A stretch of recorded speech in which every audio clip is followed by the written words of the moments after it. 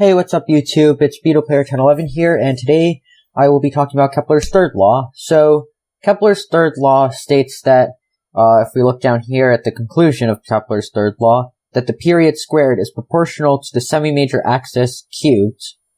So, what this means, if we look over here at this diagram, that the time it takes for this planet to orbit around its star, represented by this yellow dot, squared, is directly proportional to the semi-major axis cubed. And the semi-major axis, if you notice in an ellipse, and remember that planets go in an ellipse, this is covered in Kepler's first law. I'll post a link in the description below. The semi-major axis is the half of the long axis. There are two axes, the short one and the long one, that both go through the center. The semi-minor axis is represented by B. Now, before we go into the actual derivation, I'm going to go over a few important equations.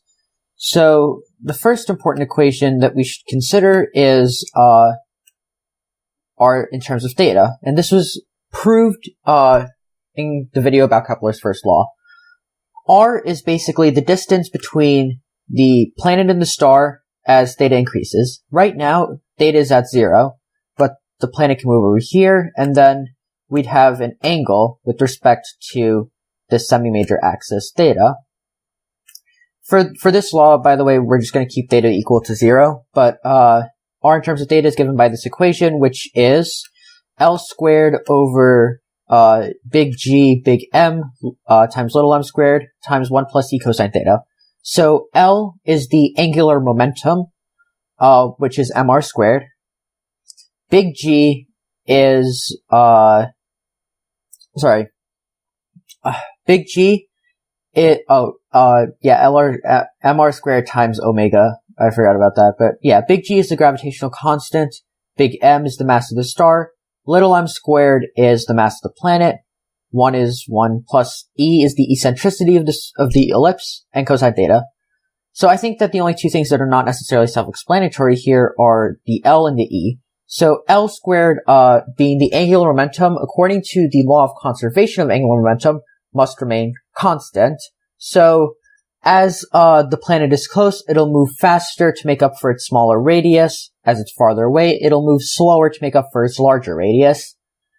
E is the eccentricity of the ellipse. So, if we have a perfect circle, which I'll draw over here, a perfect circle has an eccentricity of 0. Now, as we get a little bit longer, it gets a little bit more elongated, the eccentricity increases, and a parabola actually would have an eccentricity of 1, although we can think of it just as like a line would have an eccentricity of 1, because that's the most elongated that this ellipse would get. It approaches being a line, where the semi-major axis is long, and the semi-minor axis basically doesn't exist. In the circle, they're equal. The B and the A are equal. If you can imagine, they would just be the diameters of the circle.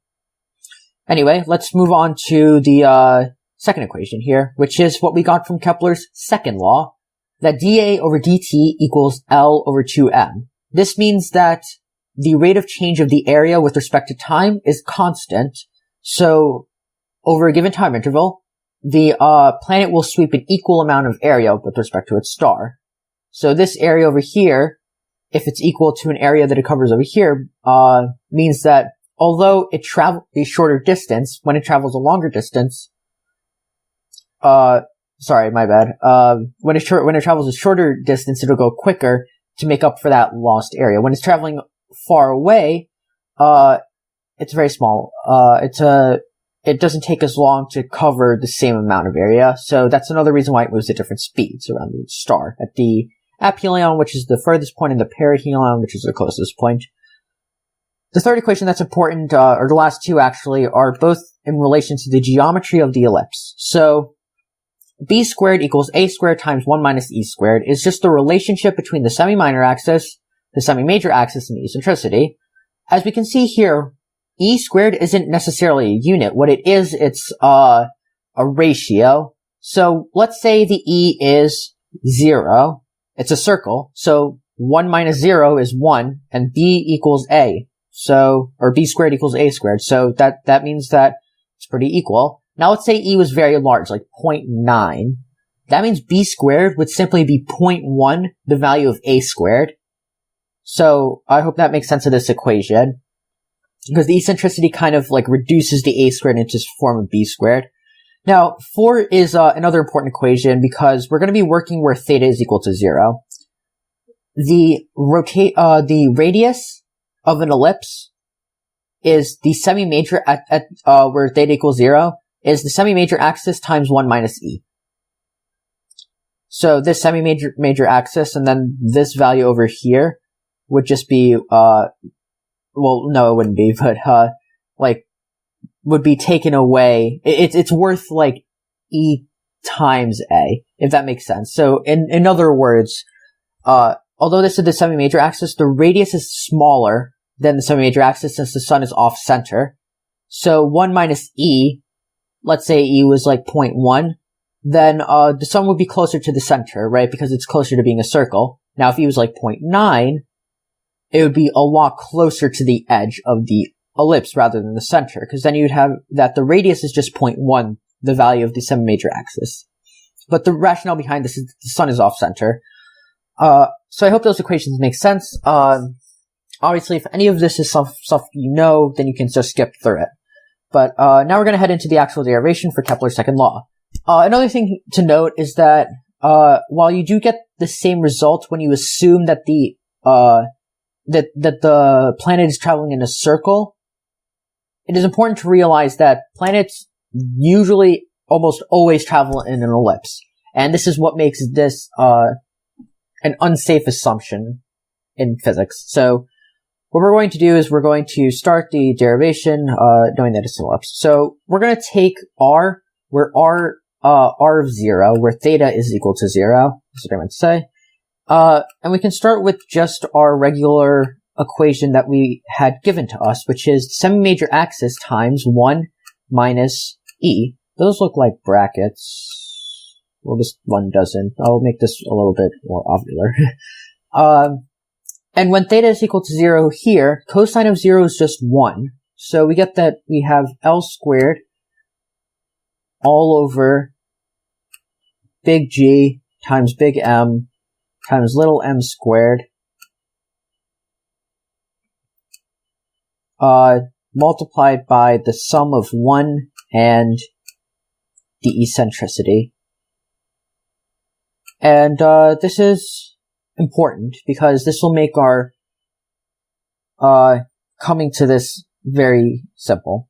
Now, I'm going to want to isolate L squared over M squared, and the reason why is because we have a second equation over here where we have L over M, the ratio of L to M, that we will be able to substitute. And notice here that this contains time. So this is where we're going to get our period from. And we already have our semi-major axis in here, so we're going to see where this takes us. So we have L squared over M squared. Now, we're going to multiply both sides by big G, big M, and 1 plus E. So we get that this is big G times big M times A multiplied by 1 plus E and 1 minus E. So while I'm writing this out, you're going to notice something. And then 1 plus E, 1 minus E can definitely be simplified. And it's pretty simple too. If you just FOIL it, you know that the plus E's and this will be plus E and minus E. Those will cancel out. So what you get is just 1 minus E squared. Yes. So what we get is G times big M times the semi-major axis A multiplied by 1 minus E squared. It's the difference between two squares. And remember that this eccentricity is always going to be smaller than 1, so if we want to make sense of that, it would make sense, like, having the 1 initially. You won't have a negative number, in other words. Now, we're going to deal with this Kepler's second law, and I did this derivation at the end of the last video, but we'll go over it again and have a little bit more specifics in terms of the ellipse. So I'm going to rewrite the equation in terms of something that we can integrate. So I'm going to multiply dt on both sides. Since you already have the dA over dt equation over here, that looks sloppy. You have dA is equal to this constant L over 2m dt. since we multiplied the dt on both sides. Now, I'm going to integrate this, integrate both sides. So, I want to get the area, in terms of time for the entire circle. Like the period is the time it takes to get around the entire circle. So, on this side, I'm going to be integrating from where the area is 0 to where the area of the ellipse is complete. And the area, the area of an ellipse is, I believe pi AB. Well, let me check that. I think it is pi AB. So if you remember, like, the area of a circle is pi r squared, and an easy way to remember that is that now you have the semi-major axis times the semi-minor axis. They're basically two different radiuses. So we're integrating this from 0 to pi AB, and this side will be integrated from 0 to the period, which we'll denote by capital T. And this is very simple to integrate because this is a constant, so we can factor that out, and we'll get that this is T minus 0, and this is pi AB minus 0. So this, I think this is the only calculus we will do in this video. I may be wrong about that. Pretty sure I'm not. So we get the pi AB is equal to L times the period over 2m. Now, we're going to want to substitute L over m in for this since we have L squared over m squared here, which is, in other words, L over m squared. So let's rewrite this so that we have something that we can substitute. Sorry, I went through the L. So we have L over m is equal to, we multiply the the 2 on both sides, and we divide the period on both sides. So you get that this is 2 pi AB, multiply, or divided by t, or in other words, multiply by 1 over t, being the period.